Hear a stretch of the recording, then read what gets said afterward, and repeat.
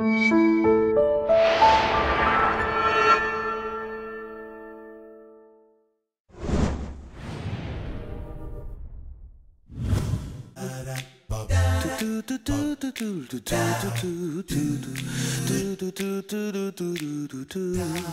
everyone, I'm Captain Logan.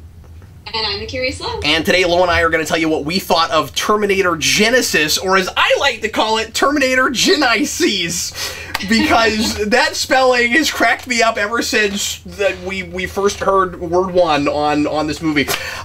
So Terminator Genisys, as you probably know by now, is another of these let's bring back a franchise we haven't done in a while and capitalize real hard on nostalgia, and it's kind of going back to the beginning of Terminator and redoing everything. And I think it's pulling a Star Trek. Yeah, it's and a Days of Future Past. It's very much a soft reboot, but kind of doing that, and actually more Star Trek, because it's doing that from the very beginning, right? And so basically, the long and short of it is, we've got your standard Terminator premise, which is Kyle Reese goes back in time, but this time, people already know about the Terminator, or at least major key principal characters, and we've got a recast Kyle Reese and a recast Sarah Connor. We've got a recast T-1000. Really, everybody that's ever mattered in this franchise is in this movie, and more or less the way you remember them, but kind of repackaged for a story where we're able to put all of it together and attempt to stop Skynet once again, and a new kind of modernized version of Skynet that is sort of reimagined to be the way it would happen now if it were to happen in 2015 or 2017. Because for some reason we felt like we had to go to the not-too-distant future. But anyway, well, Lo, why don't you tell us how you felt about Terminator Genisys? I said, I feel like I want to travel back in time and forget this movie ever happened. Whoa! Really? Wow. Okay, so you weren't impressed at all. No. Okay, go ahead. Gosh, and like just starting off with like best thing, worst thing. Yeah, like, right. Best thing is, oh gosh, what is his name? I'm blanking on his name. The actor who plays J.K. Simmons. Yeah. J.K. Simmons he was in this movie. He was great. I did not know he was in it, and his small little part was like the best part of the movie for me. And the worst part, I would say, was like clunky dialogue. I felt like the script really, really needed some help. And yeah, I wanted to like this movie. I was telling you earlier, but like I'm not the biggest fan of Terminator, but I do like Terminator 1 and Terminator 2. Didn't like the third one.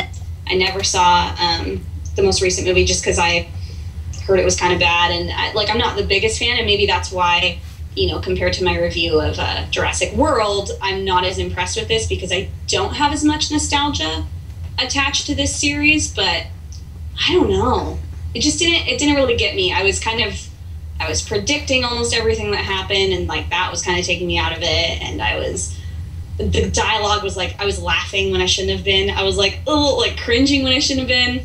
I was not impressed. Yeah, this sort of thing is a really difficult balancing act because it's such a throwback that it's trying to be a modern movie, a contemporary thing, while simultaneously being what it was that made people love it in the first place, which is already a tough thing to do with this because Terminator, the original Terminator, and Judgment Day are two very different movies, and this is trying to be everything, kind of, all things to all people, and just sort of redo everything that we love, but try to put some kind of a new spin on it. And some of the ways that things were repackaged, I thought were kind of an interesting way to go. But as far as dialogue goes, I don't think I had as much of an issue with that as you did, as far as what was said, so much as it's an unnecessarily wordy script. Yeah, there was so much of this telling the audience things instead of showing them, and the characters weren't believable characters for me. There was a lot of like, I feel this way and you feel this way and this is why we feel this way, or like, this is the plan that we're gonna do, right? This is the plan, and then like going to do the plan, and it just felt very like they were telling me a lot, and yet I was still confused at moments as to like why characters were doing things. Like specifically Sarah Connor felt very like she's this cool new like kick butt type of girl, which is awesome. But then well, she's not new. This franchise helped to invent that. Right, which is great, and like that's awesome. It's cool to see her in that point of view, but then there's a moment later on where she has been spending the whole movie being like, this is the mission, I have my mission, and I'm just going through no matter what the cost, and then like there's a character that's like in trouble and she's screaming her head off. And I'm like, what happened to this girl who all through the first half of the movie is mission, doesn't matter, like casualties and stuff like that, and then suddenly she has emotional attachments, which she like didn't, I don't know. So I'm assuming you're flipping red. Yeah. Wow. Okay. First for me. Yeah, first for you. Well, I'll say, just jumping off of what you're talking about, I'll address that really quick. Yeah, I think that the new reimagined love story with Kyle Reese and Sarah Connor is pretty typical and doesn't ultimately win me over the way I was hoping that it would. And that, again, it's a tough thing to do because we've been here and done this already, and now we've got to do it again and make it not feel like rehash and kind of go to a new place with it. Part of the without giving anything away, part of the problem for me with that was just what that all culminates into ultimately, which seemed like the obvious and uninteresting place to go with it. But yeah, they fall in love way too quickly.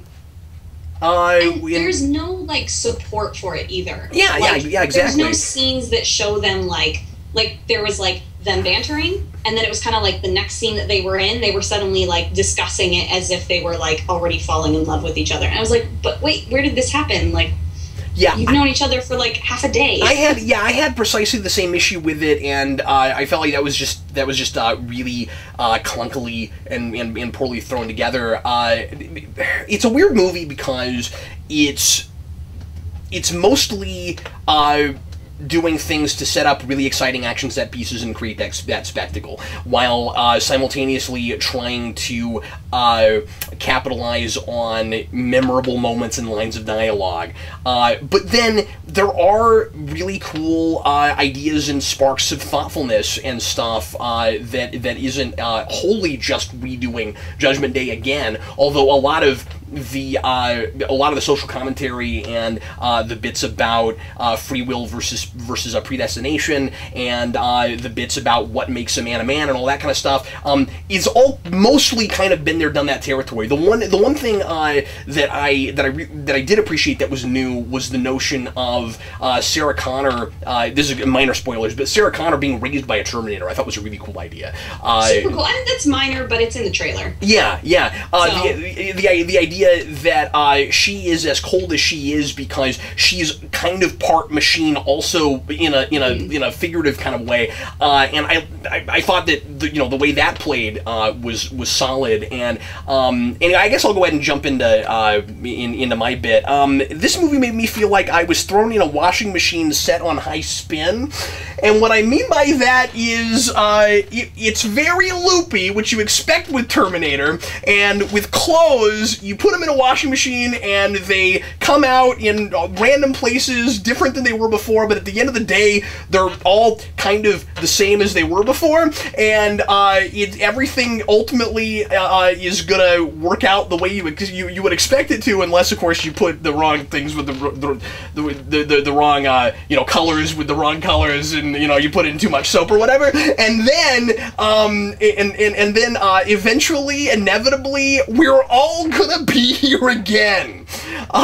They're going back in the washing machine. I have the same problem with this that I do with Jurassic World, which is sequel bait. The thing I was really excited about at the end of Jurassic World, until I thought about it and was like, yeah, they're totally going to make more of these, was this is a really cool cap-off to this series, and I feel the same way about this. I would have liked this a lot more if I didn't know that there were more of them coming, because again, it does the soft reboot thing. This is kind of just Terminator's greatest hits, which does not surprise me at all. One thing I can really say for this is that the trailer told us precisely what it is. I was not surprised. It was I wasn't going in expecting the world. I did expect to like it a little bit more than I did, But I went in with pretty medium expectations. Yeah, I mean, my expectations were low because it's, you know, the last couple movies haven't been great, and it's better than them. I enjoyed this a great deal more than you did, enough to, and I'll do this now, enough to flip my sign green, but only lukewarmly. Like I said, it's a kind of a fun coda. I just wish that it was a coda. The time travel with this franchise is so ultra crazy convoluted that at this point I want to just stop going back to it. This is a series that is so played out, and if you know, instead of continuing to do the same premise over and over again, you wish we'd find a way to move forward with it. And of course, because this is a series all about whether or not the future is set, and whether or not people really do have free will, and all of that, and this movie kind of comes down on it in ultimately kind of a cheesy way, I think, and even I think maybe too cheesy for this franchise, that at the end of the day, it's hard to imagine doing Terminator without going to that, and Salvation sort of tried to get around that, but then it was just sort of boring and not and really humorless. You know, this brought the humor back, and I found myself laughing more than I expected to. But then also there's some redundant jokes that get old. You know, there's some running gags in this that are funny once, and then they just keep going, and I'm like, why are we still repeating that joke?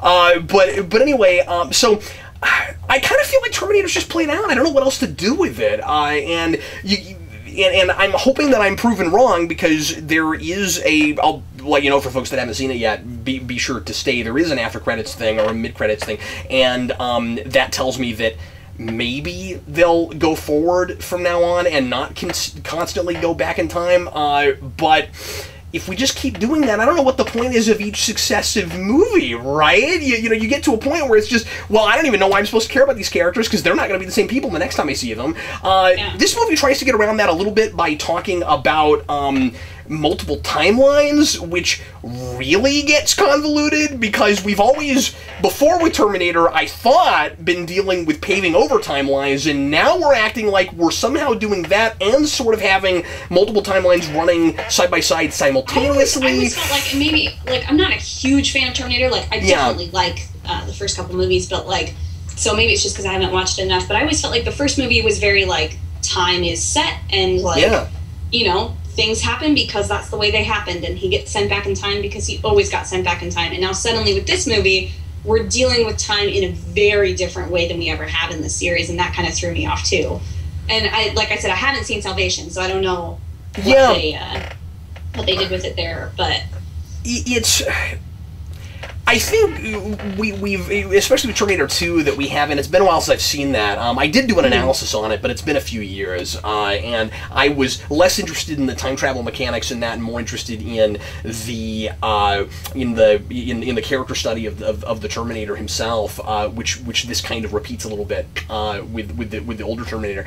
But anyway, if memory serves, we did before this already kind of have a world where you can sort of go back and change stuff, and it's sort of this big question of whether or not you can change things, and you've got, I'm hesitating because I don't want to give too much away, but the way the paradox works that creates John Connor in the first place, once you start monkeying with that, it gets harder and harder and harder to take it seriously. A lot of people that really love this franchise are really angry with this movie, I think mostly for paving over stuff they like. And I find it very easy, and maybe it's just because I'm not a giant fan of the series, but I find it very easy to look at it as we have sort of a linear timeline within the multiple timeline thing, if that makes any sense. What I mean is, this gets loopy, washing machine, but the way I've always kind of looked at it, even prior to this, is you have, you know, the Terminator that goes back in time, and then you have another one that goes back in time, and even as we're paving over things,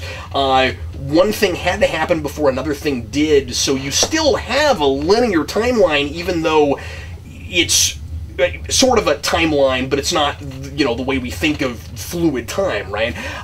So you couldn't have this if the other thing didn't happen, so I can still, like, appreciate the kid John Connor from Terminator 2, even though he gets sort of wiped out by this, or at least his, you know, his story arc would by this, in exactly the same way as I can still care about the X-Men characters going back and watching X2 again. With the end of Days of Future Past. Because that all had to happen in order for somebody to get sent back in time. Yeah. That has still exists, even if it doesn't exist for the timeline that we're currently on. Yeah. If that makes sense.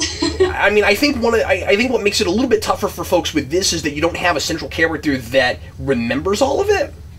Because everybody kind of changes in this, but anyway, I don't know. I have a hard time taking it too horribly seriously. This is a movie that is banking really hard on nostalgia. It got me there in some places, and I enjoyed it a whole lot better than the last one. It's certainly worth having around to kind of wash the taste out of my mouth from that and kind of experience the things that were fun about Terminator. A lot of the action's pretty good. I felt like there were some bits where some of the CG was not well integrated at all, though. There's some that was another big shoddy stuff. With it. And I mean, I can understand them trying to emulate the CG of the time. Like, you know, when you're getting the liquid metal, you want it to look consistent, and I do appreciate that it does. Yeah. But then there's, like, a certain character who's entirely CG, and I was like, why? Like, he wasn't even that important. Like, they could have not done him, and it would not have been that big of a deal. Some of the explosion looked like TV explosions, right? Like, yeah. There's some cool stuff in the movie. I don't want to completely tear it apart, but just... Well, me neither. I had a lot of fun while I was watching it. I know you it was liked leaving the like, theater and thinking about it that made it, you know, less fun for me. I liked the progression of aging Schwarzenegger. Yes, that was done really well. But because it was practically done on him, because it wasn't CG, I liked seeing that. It was pretty cool. Yeah, but some of it had to be, you know, to make him look younger. And that... like a little bit, but like that's still like adding CG to a practical effect. Right. I don't know. I have strong opinions about CG. No, I do too, but I've seen that done a lot worse, is all I'm saying. Yeah. It looked a lot better than, you know, Patrick Stewart in X3. But like there's like 3 versions of that, and when we got to the second one, I thought that's the way he was going to look the whole movie, and then I was like, oh yeah, he can look older. I forgot. Like, there's even an older version. But I don't know. I've got to praise it for using him, I don't want to say sparingly, but not making him the central focus. He is straight up a supporting character, and that totally works. And I will say, I don't feel like they leaned too heavy on, like, nostalgia, like hand-feeding lines and stuff. They were in there, but I didn't find that distracting. I feel like it's a movie we didn't need again, and I said that before it came out. I feel like it's weird when I feel exactly the same way about a movie after I see it as I did before it. That's very rare, but this is one of those where I'm like, yep, that's what I expected. And like I said, I had a lot of fun with it while I was watching it. But it's certainly not a thing I think needed to be made, and it's a franchise I think we need to put to bed. But anyway, well, if you saw Terminator Genisys, what did you think of it? Oh, by the way, the Genisys thing, I had such a hard time not thinking about the video game system the whole time, and it wasn't. Me too. When he first opened it, I completely forgot the name of the movie, and I was like, "He's opening a Genisys, random," because that was the first place my brain went, and then I was like, "Oh yeah." He was like, I got a Genisys, but what the reason that's so funny to me is because I don't know if this was at all on purpose, but there were a couple of major Terminator games on that system, and that was, you know, one of the big systems around during Terminator 2, and whenever they were talking about it, I had a hard time not thinking about like the Genisys commercials that were like Genisys does what Nintendo and that whole thing where I kept thinking about it with Skynet, and I was like, Genisys does what Skynet don't. But anyway, well, anything else? Well, I appreciated seeing Doctor Who in there for a hot second, but that's it. Well, everybody, thanks for watching. Sure appreciate it. If you saw the movie, let us know what you think of it, and we will see you again shortly with another new movie review. I am Captain Logan. And I'm the Curious Love. And we'll see you next time.